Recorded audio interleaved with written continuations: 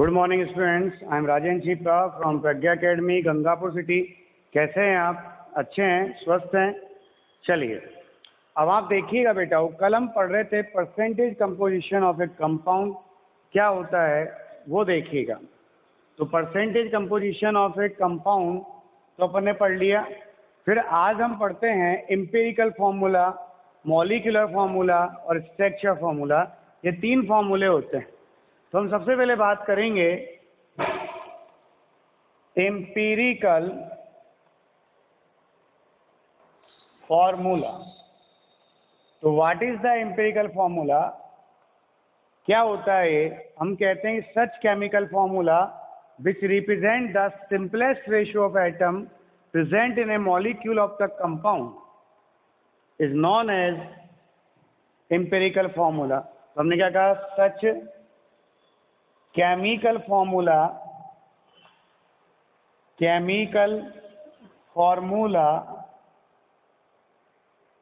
which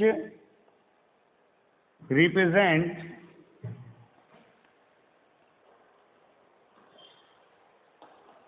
the simplest ratio of atoms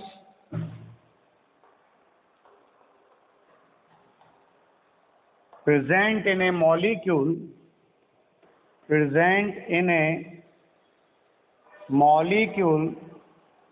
of compound is known as empirical formula। तो empirical formula का मतलब क्या होता है?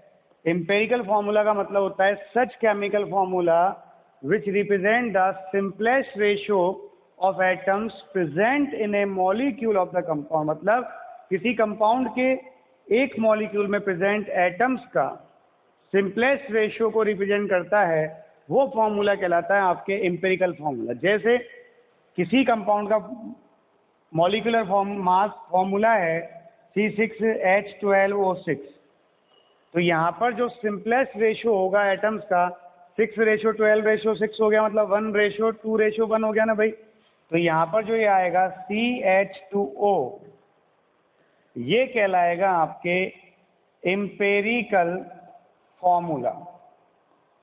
क्लियर? एम्पेरिकल फॉर्मूला मतलब सिंपलेस्ट रेशियो आ गया CH2O 1:2:1। क्लियर? जैसे आपने लिया यहाँ पे C6H6, इसका सिंपलेस्ट रेशियो क्या आ गया? CH। क्लियर? आपने यहाँ पे लिया C4N2H6, ये ले लिया। क्लियर? C4N2H4 ले लो, चलो आप इसको ये ले लिया। तो यहाँ पे क्या बना फॉर्मूला? C2NH2, ये इसका आ गया एम्पेरिकल फॉर्मूला, सिंपलेस्ट रेशियो। तो हम कहते हैं कि such chemical formula which represent the simplest ratio of atoms, किसको रिप्रेजेंट करता है? सिंपलेस्ट रेशियो ऑफ एटम्स को रिप्रेजेंट करता है present in a molecule of compound. किसमें प्रेजेंट हो? कंपाउंड के एक मॉलिक्यूल में प्रेजेंट हो, तो कहलाता है आपके एम्पेरिकल फॉर्मूला। क्या कहलाता है वो? आपके एम्पेरिकल फॉर्मूला कहलाता है। क्लियर? अब आता है आपके मॉलिक्यूलर फॉर्मूला। क्लियर? तो मॉलिक्यूलर फॉर्मूला क्या होता है?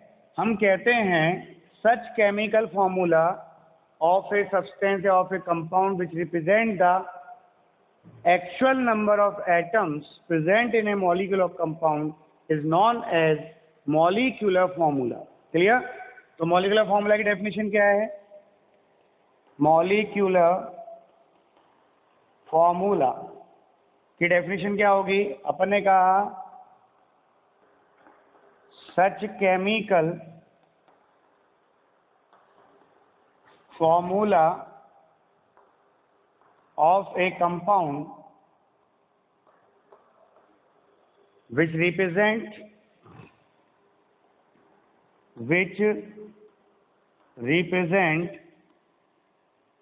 the actual number of atoms present in a molecule, present in a molecule of compound is known as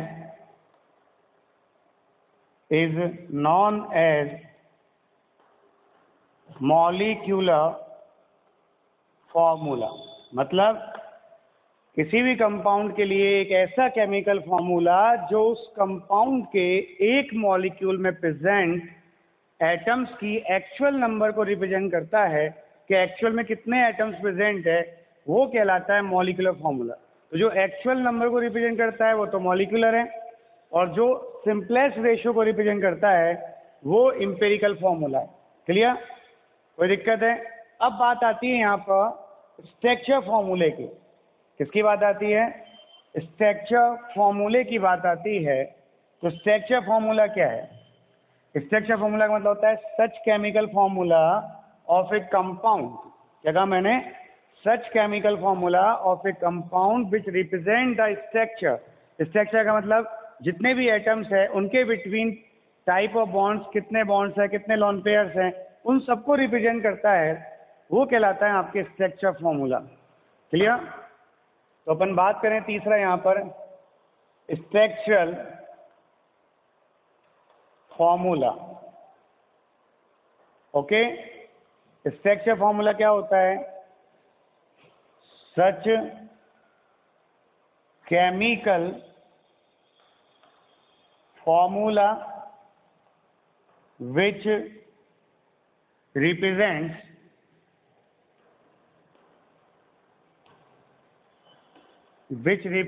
the structure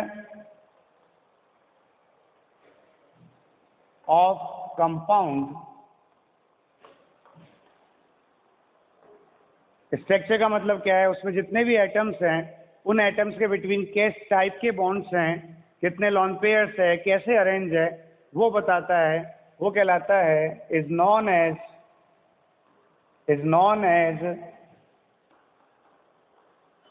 structural formula.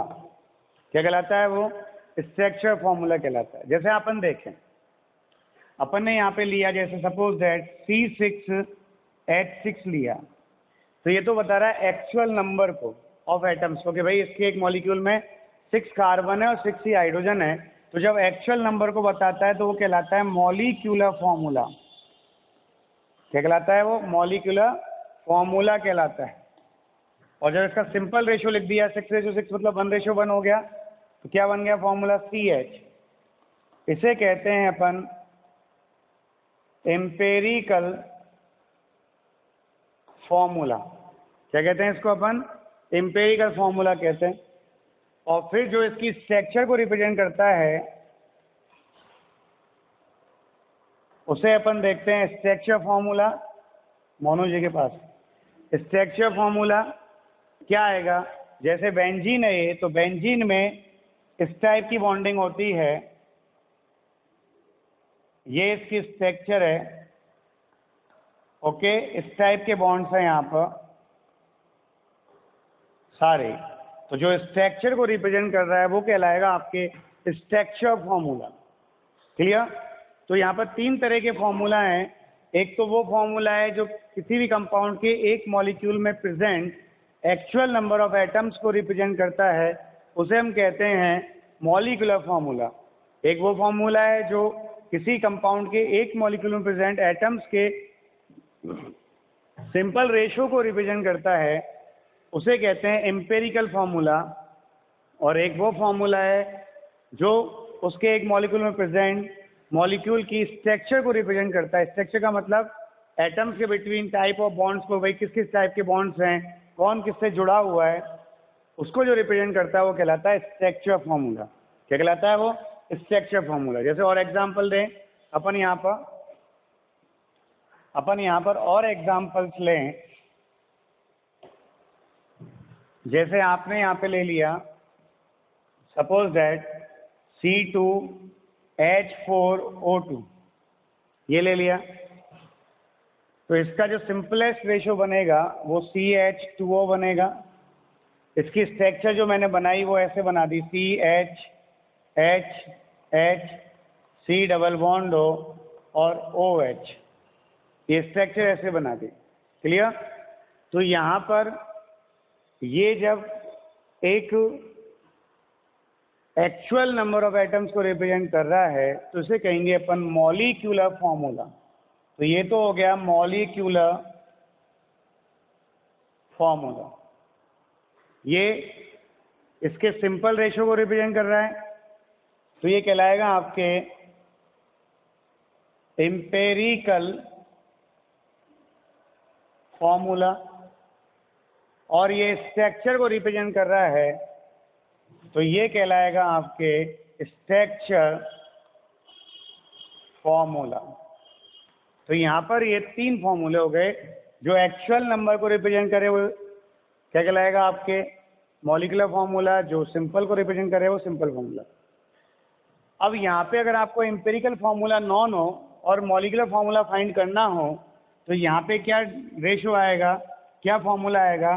तो molecular formula is equals to n into empirical formula. Clear? क्या आएगा? n into empirical formula, ये आएगा। और n की value निकालनी है तो n की वैल्यू का मीन क्या आएगा? यहाँ पे आएगा molecular mass upon empirical formula mass. जैसे मॉलिक्यूलर मास इसका निकालेंगे, कार्बन का कितना हो गया? 2 है तो 24 और 4 28 और 32 60 हो गया। यहाँ पे कितना है? 12 और 2 14 और 16 30 हो गया। तो यहाँ पर अगर अपन देखें तो मॉलिक्यूलर मास तो कितना है? 60 है और एम्पिरिकल फॉर्मूला का मास कितना है? 30 है। तो एन की वैल्यू कितनी आ गई? 2 आ गई ना भाई 60 अपॉन 30। भाई इसका मॉलिक्यूलर मास तो 60 हो गया। मॉलिक्यूलर मास जो आया इसका वो 60 है और इसका जो एम्पिरिकल फॉर्मूला मास है, फॉर्मूला मास है वो कितना आया? 30 आया। तो एन की वैल्यू कितनी आ गई? 2 आ गई। तो यहाँ पर जब अपन एन की वैल्यू 2 आ गई तो मॉलिक्यूलर फॉर्मूला निकालेंगे, तो मॉलिक्यूलर फॉर्मूला, क्लियर? ये एन की वैल्यू निकाली फिर अपने आप आ जाएगा, कितना आएगा? N into empirical formula CH2O। तो एन की वैल्यू कितनी है? 2 है और 2 से मल्टीप्लाई कर दिया तो कार्बन 2 हो गए, हाइड्रोजन 4 हो गए और ऑक्सीजन 2 हो गए। क्लियर? ये आएगा आपके एम्पेरिकल फॉर्मूला और मॉलिक्यूलर फॉर्मूला। अब बात आती है कि हमें मास परसेंटेज गिवन हो, मतलब परसेंटेज कंपोजिशन गिवन हो, तो हम कैसे एम्पेरिकल फॉर्मूला निकालेंगे वो देखिएगा। क्लियर? चलिए, तो देखिए आपको अब एम्पेरिकल फॉर्मूला आ गया, मॉलिक्यूलर फॉर्मूला आ गया और स्ट्रक्चर फॉर्मूले की डेफिनेशन आ गई। अब आपको मान लो किसी भी कंपाउंड का परसेंटेज कंपोजिशन गिवन हो, then how you can determine the empirical formula and molecular formula. कैसे आप बताओगे कि इसका एम्पेरिकल फॉर्मूला ये होगा और मॉलिक्यूलर फॉर्मूला ये होगा? अपन यहाँ पर पढ़ते हैं पहले, है ना, और हमारे पॉइंट्स क्या हैं वो भी देखिएगा।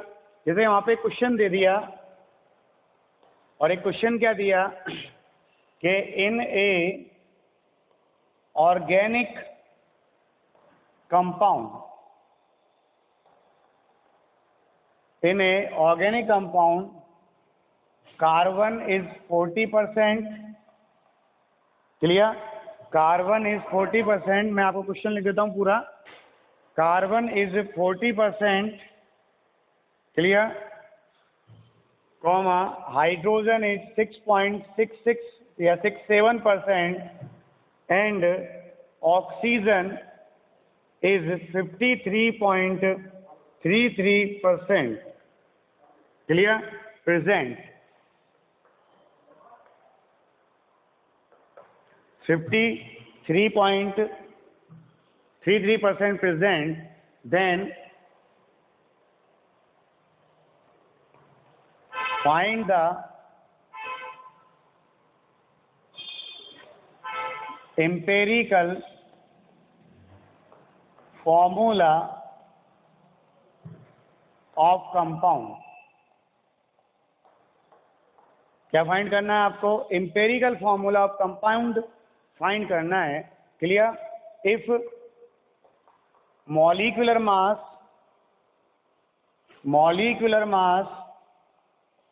Of compound, if molecular mass of compound is 180 U, then what is the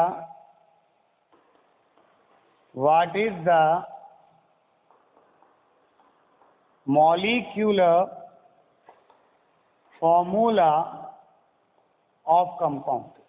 अब मान लो ये डाटा दे रखा है आपको और इस डाटा से अपन को ये बताना है कि उस कंपाउंड का एम्पिरिकल फॉर्मूला क्या होता है और मॉलिक्यूलर फॉर्मूला क्या होता है। क्लियर? तो अब तक तो हमने डेफिनेशन पढ़ी, अब हमें यहाँ पे दे रखा है percentage composition of the compound. Clear? कितना परसेंट कार्बन प्रेजेंट है, इतना परसेंट हाइड्रोजन प्रेजेंट है और उतना परसेंट ऑक्सीजन प्रेजेंट है। तो आप बताइए इसका कंपाउंड का फॉर्मूला क्या होगा, एम्पिरिकल फॉर्मूला क्या होगा, मॉलिक्यूलर फॉर्मूला क्या होगा। तो हम किस तरीके से डिसाइड करेंगे कि इसका एम्पिरिकल फॉर्मूला क्या होगा और मॉलिक्यूलर फॉर्मूला क्या होगा।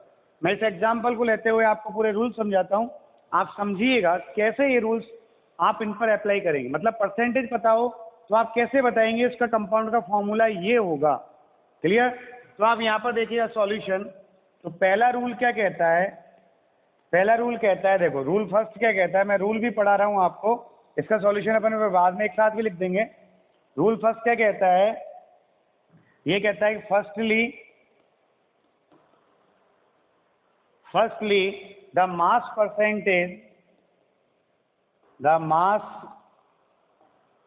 Percentage of each atom is divided by their atomic mass. Clear? Then the relative number of atoms are of 10। Clear? अब बेटा जी हमें क्या करना है, सबसे पहले पहला रूल क्या कहता है? पहला रूल कहता है कि firstly the mass percentage of each atom या each element, mass percentage of each element कर लो यहाँ पर, of each element divided by their atomic masses. जो जिस एलिमेंट का मास परसेंटेज है उसको उसी के एटॉमिक मास से डिवाइड करना है आपको। Then the relative number of atoms are of 10। क्या ऑफ 10 होगा आपको? Relative number of atoms of 10 होगा। तो देखिए यहाँ पर कार्बन का मास परसेंटेज कितना है? 40 है। तो कार्बन के मास परसेंट 40 को उसके एटॉमिक नंबर 40 से एटॉमिक नंबर मास परसेंटेज है तो इनको एटॉमिक मासेस से डिवाइड करेंगे अपन। क्लियर? तो 12 से डिवाइड कर दिया, कितना आया?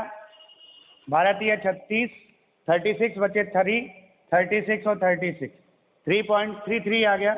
ऐसे यदि अपन हाइड्रोजन का देखें तो 6.66 को डिवाइड किया 1 से तो ये आ गया 6.66। क्लियर? और ऐसे यहाँ पर ऑक्सीजन को देखें तो ऑक्सीजन का कितना है बेटा? वो 53.33 है। तो 53.33 है डिवाइड बाई 16 कितना आ गया? 348 हो गया, बचा 5, फिर वापस 3, 53 हो गया, फिर 3 और 3।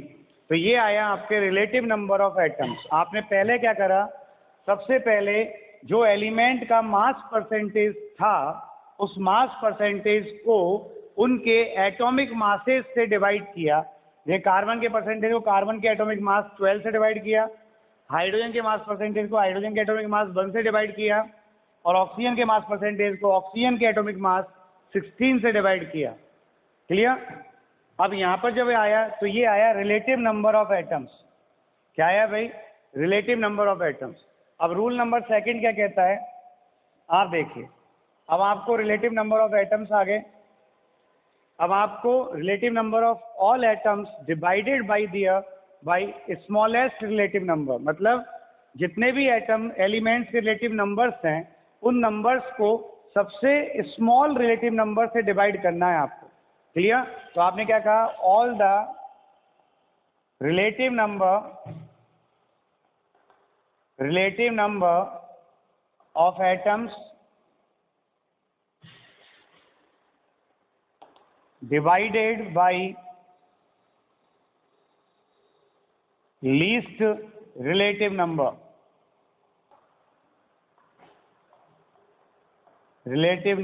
to obtain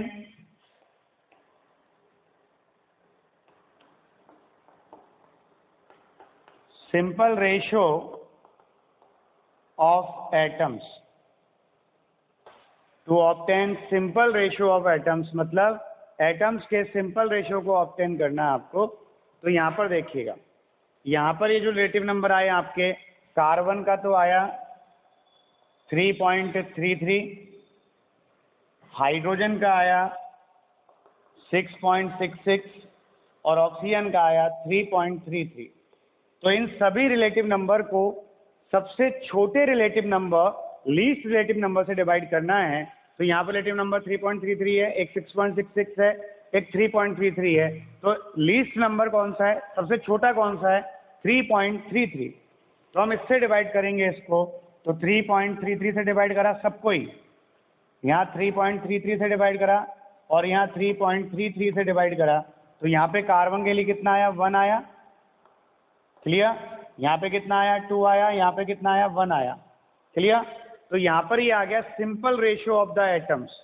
क्या आ गया है, simple ratio of the atoms.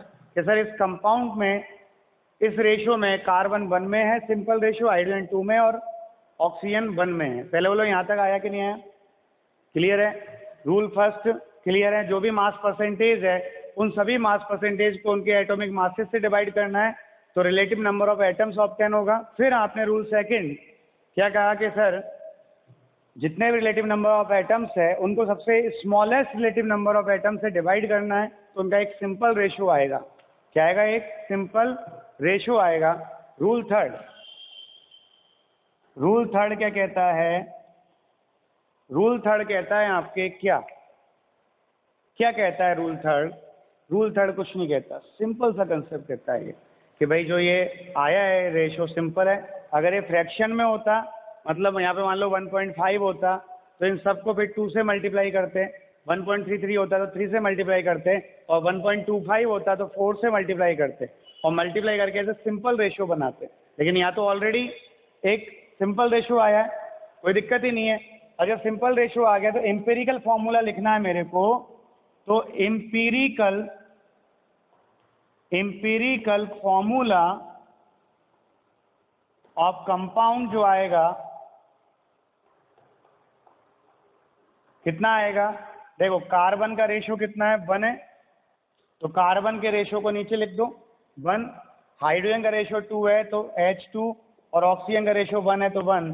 क्या आ गया एम्पिरिकल फॉर्मूला, CH2O। एक बार देख लो, दिख रहा है या नहीं दिख रहा, लास्ट में एम्पिरिकल फॉर्मूला आ गया CH2O, दिख रहा है। आगे अपन यहाँ देखें, क्लियर, कि आपको एम्पिरिकल फॉर्मूला तो आ गया, ये होगा तो पहला क्वेश्चन तो क्लियर हो गया। एम्पिरिकल फॉर्मूला क्या है, CH2O। अब आपसे पूछा है कि सर मॉलिक्यूलर मास ये है तो what is the molecular formula. तो पहला रूल तो क्लियर है। अब आप देखिए मॉलिक्यूलर फॉर्मूला निकालने के लिए आपको पहले n निकालना है। n बराबर क्या है, n बराबर होता है मॉलिक्यूलर मास अपॉन, ये रूल फोर्थ आ जाएगा, molecular mass upon empirical formula मास। ओके बेटा जी हो। तो मॉलिक्यूलर मास कितना गिवन है आपको, आपने कहा कि if the molecular mass of compound is 180 U, then what is the molecular formula. Okay, तो 180 है empirical formula mass. Empirical formula क्या है आपका, CH2O। कार्बन 1 है तो 12 हो गया, हाइड्रोजन 2 है तो 2 और आ गया तो 14 हो गया, ऑक्सीजन 1 है तो 16 इसका हो गया, और 14 और 16 30 हो गया, तो divide by 30 that is 6 time. चलिए 6 बार गया ना ये। अब 6 बार गया तो यहाँ पर जो मॉलिक्यूलर फॉर्मूला आएगा, मॉलिक्यूलर फॉर्मूला जो आएगा क्या होता है बेटा, वो n इंटू एम्पेरिकल फॉर्मूला होगा। ओके, तो n कितना, n की वैल्यू 6 है। एम्पेरिकल फॉर्मूला क्या है आपका, ये है आपके CH2O, कितना आ रहा है CH2O, तो मल्टीप्लाइड बाई CH2O। कार्बन कितना आ गया 6, हाइड्रोजन कितना आ गया 12, और ऑक्सीजन कितना आ गया 6। This is the molecular formula of the compound. Clear? ये तो मैंने रूल्स के द्वारा समझाया। अब इस क्वेश्चन को मैं डायरेक्ट ही करें अपन, इतना बड़ा थोड़ी होगा क्वेश्चन, ये तो छोटा सा है। ये तो अपन ने रूल समझा इसलिए स्टेप बाय स्टेप लिया। अपन को अब डायरेक्ट करना हो तो कैसे करते, क्लियर है नहीं आता कि, तो देखो आप अपने सारे रूल एक साथ ही लगा दें, तो अपन को तो क्वेश्चन ऐसे करना है। अब देखिएगा आप, आंसर तो आ गया ना भाई इसका। अब इस क्वेश्चन को देखिए हम ऐसे करेंगे, कैसे करेंगे वो देखिएगा आप, है ना। इस क्वेश्चन को देखिएगा, सबसे पहले तो यहाँ पर दे दिया आपको एलिमेंट के, एलिमेंट कौन कौन से हैं। यहाँ कार्बन है, हाइड्रोजन है और ऑक्सीजन है। इन एलिमेंट्स का मास परसेंटेज कितना है भाई, कार्बन का 40% है, हाइड्रोजन का 6.66 या 67% है, और ऑक्सीजन का 53.33% है। क्लियर? अब यहाँ पे आपको क्या करना है, यहाँ पे आपको क्या करना है, सबसे पहले तो रिलेटिव नंबर ऑफ एटम्स निकालना है। तो यहाँ पे क्या आएगा, रिलेटिव नंबर ऑफ एटम्स निकालना। ओके, तो आपने पहला रूल क्या कहा कि firstly the mass percentage of each element divide by their atomic mass, मतलब ईच एलिमेंट की जो मास परसेंटेज है उनको उनके एटॉमिक मास, परमाणु भार से डिवाइड करते हैं।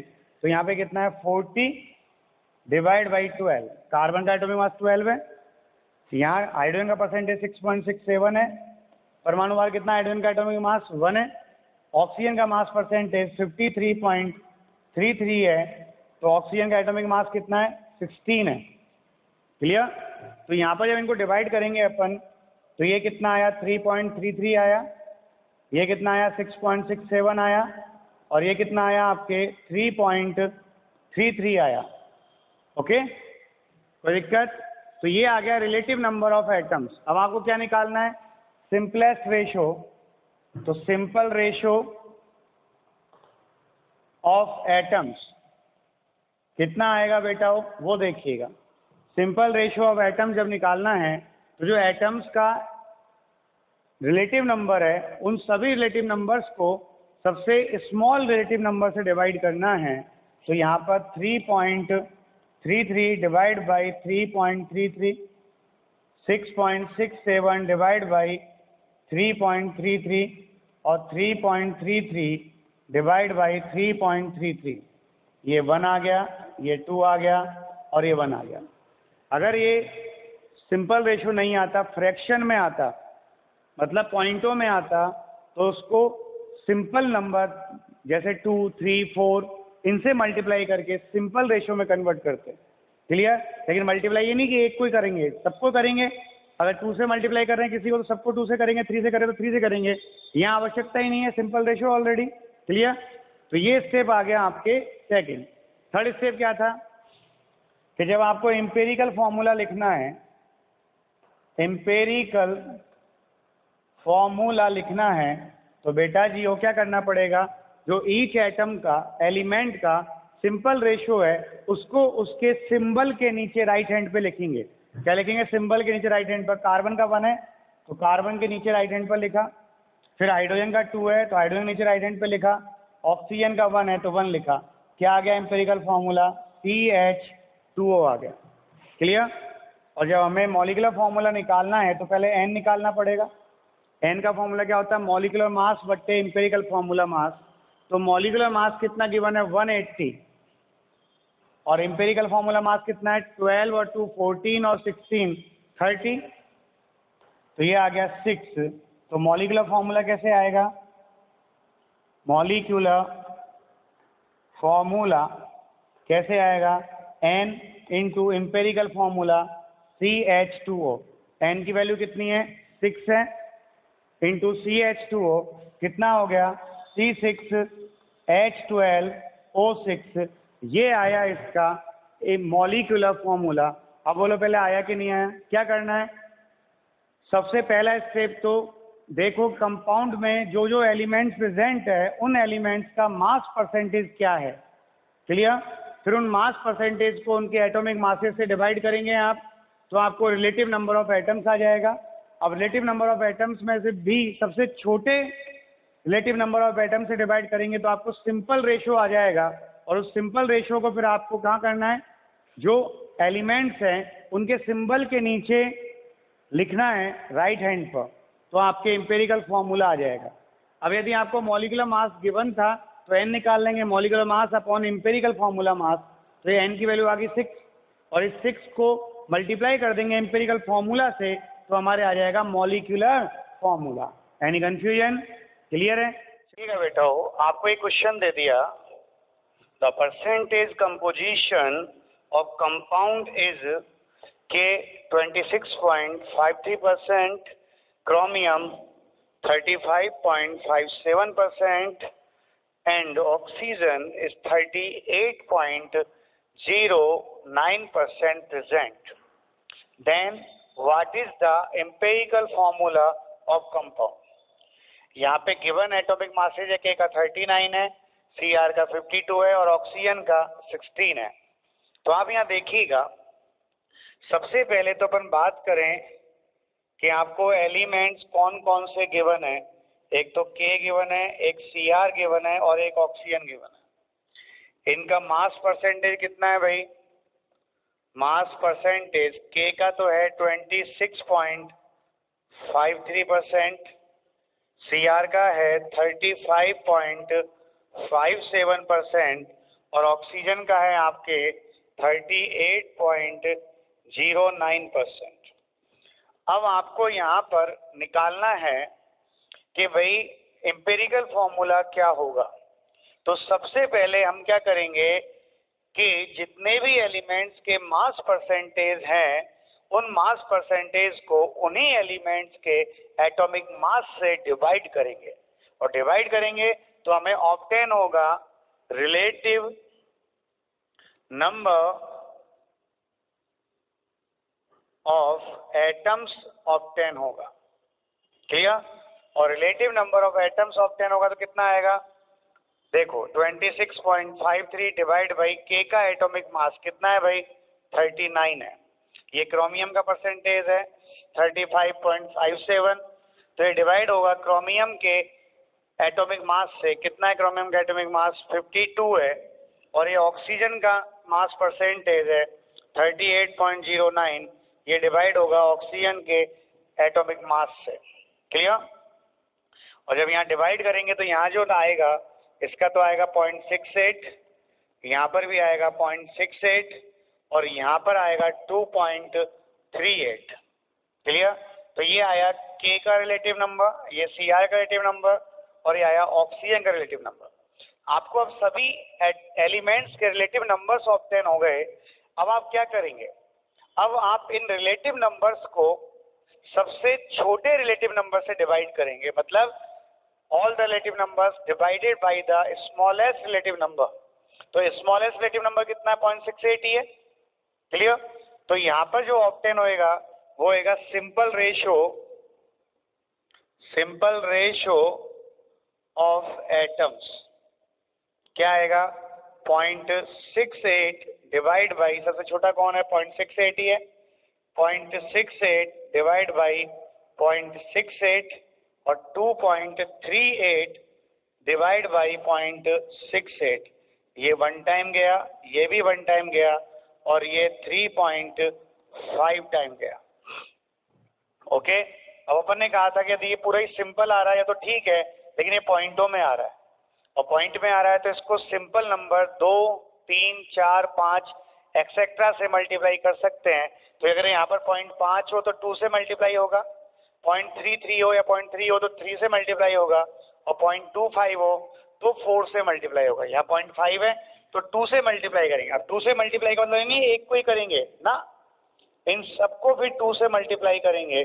तो यहाँ ये 2 आ गया, यहाँ ये 2 आ गया, और यहाँ ये 7 आ गया। क्लियर? सो द एम्पेरिकल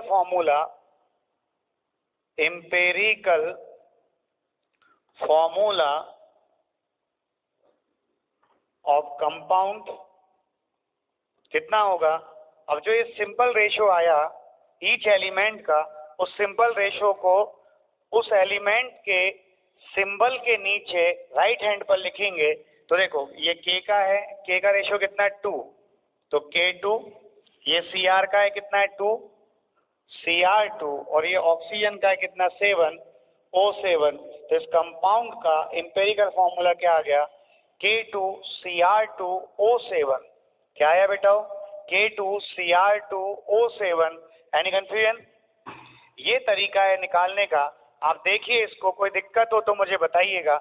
आप देख लो पहले आया कि नहीं आया, फिर मुझे बताइएगा। कोई प्रॉब्लम है आपको? अरे कोई दिक्कत है क्या? नहीं है? चलिए करते हैं इसमें छोटा सा।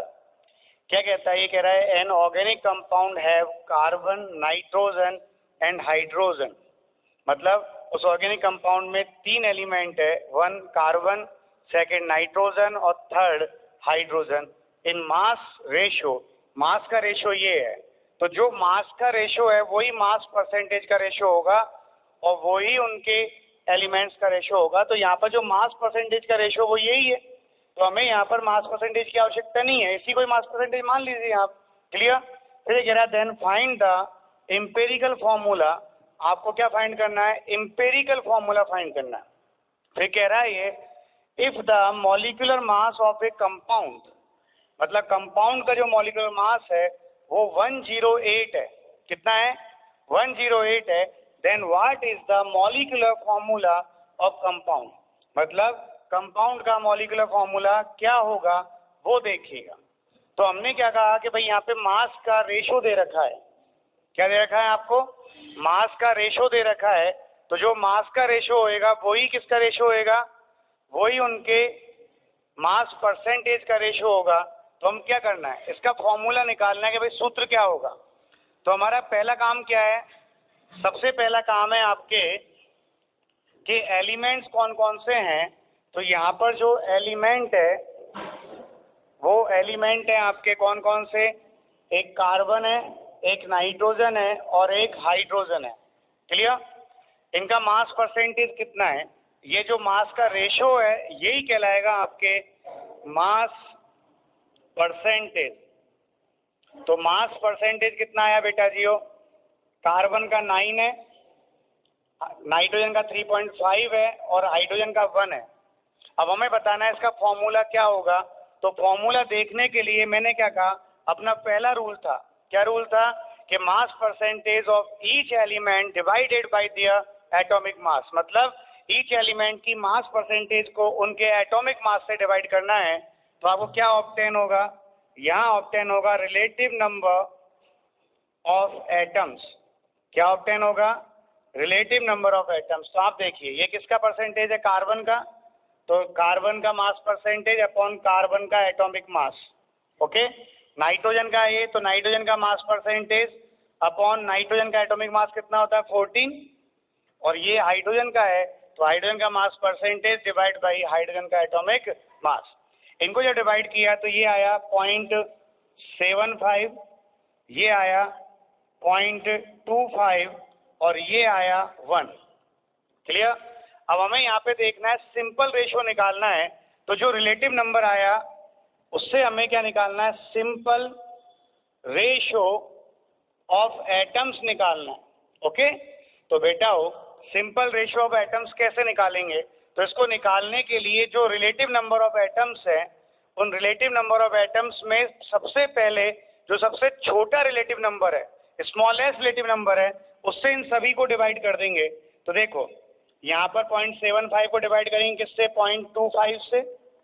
फिर यहाँ पर 0.25 है, इसको भी डिवाइड किससे करेंगे, 0.25 से, और 1 है तो 0.25 से। तो हमने क्या करा, all the relative number of atoms divided by smallest relative number.